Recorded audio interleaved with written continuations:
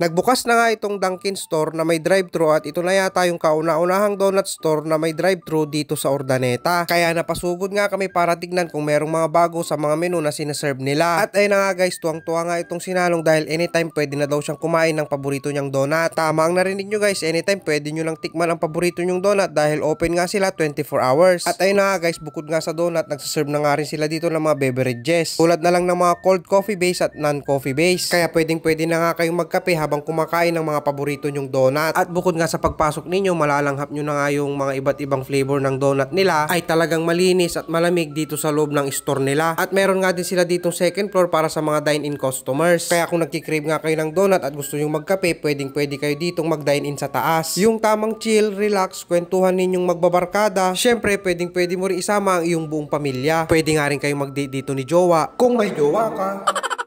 At kung nagmamadali naman kayo sa biyahe, dito naman ang daan kung gusto nyong mag-drive-thru. At bukod nga na dito ang daan ng drive-thru, kung puno na yung parking sa harap, meron pa silang extra parking dito sa likod. At ayun na nga guys, matatagpuan nga itong Dunkin Store na may drive-thru along MacArthur Highway, Urdaneta City, Pangasinan. At halos katapat nga lang niya itong H2 Hardware at malapit nga lang ito doon sa Bypass Road, Urdaneta. At syempre, hindi na rin tayo magpapauli, nag-order na nga rin ako dito ng 4 na donut at 2 drinks. At sinubukan ko nga itong Ice Spanish Latte nila at ito nga ang itsura niya. Pagdating sa lasa dito sa kape na in-order ko, creamy siya at medyo may sipa yung kape. At para sa akin, bagay na bagay itong in-order kong kape dito sa paborito kong choco butternut. Oh guys, take note, meron tayong kanya-kanyang panlasa.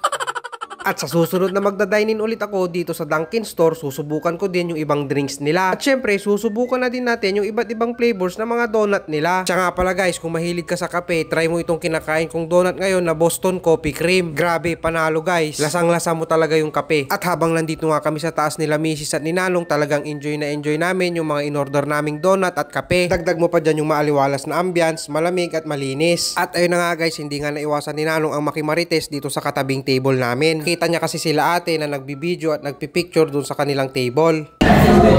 Video bomber. Kahit kailan talaga Nanong marites ka.